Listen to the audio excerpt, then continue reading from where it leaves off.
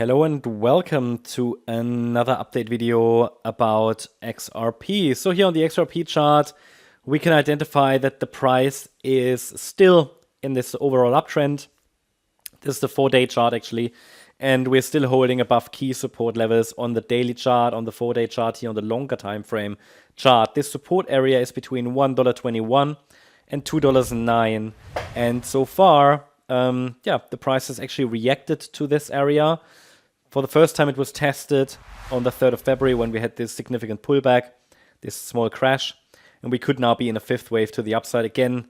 First of all, we need a break above this January high at 340, and the price can then move towards $4.20, $5, maybe even $6.60.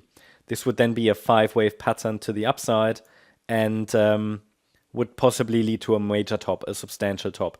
So I'm only looking for one more high, and then a large correction, and then we'll take it from there. But for now, one more high would be ideal. The only thing is, this wave 4 could stretch out a little bit. It's not guaranteed that wave 5 has started yet.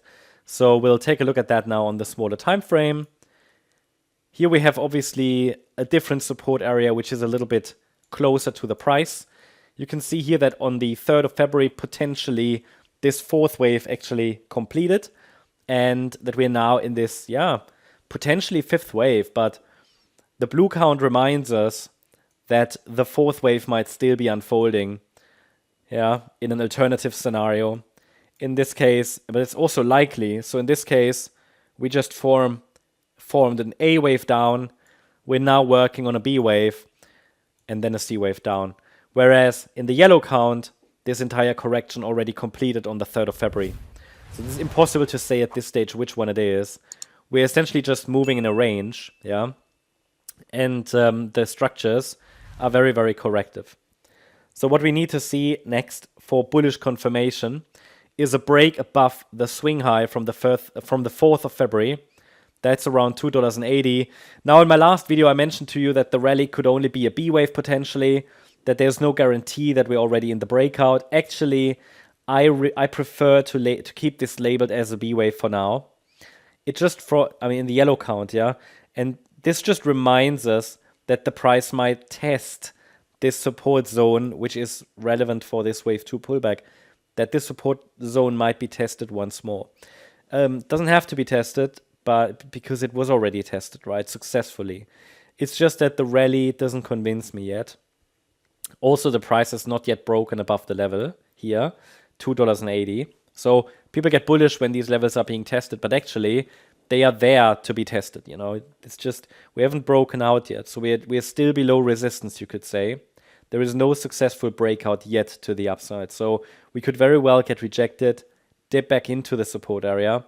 So if the price breaks above this area, the next level is $2.96, and then $3.03. This is the next micro resistance area here, highlighted in red.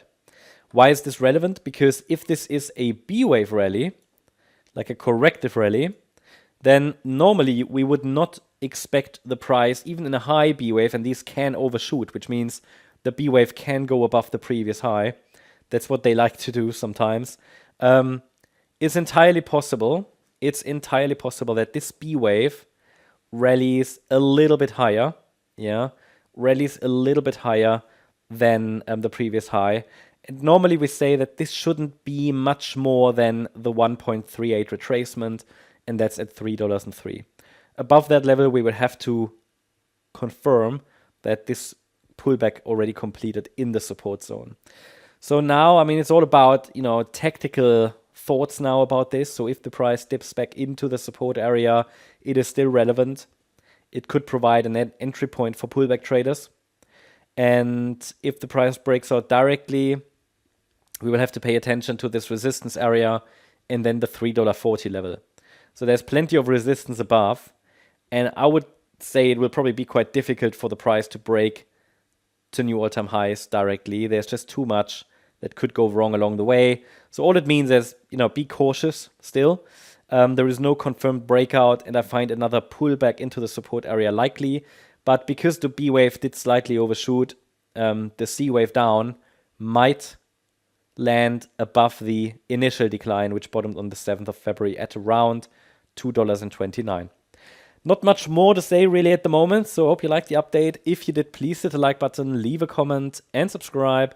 And if you really like the content, then please check out the channel membership. Thank you very much. Bye-bye.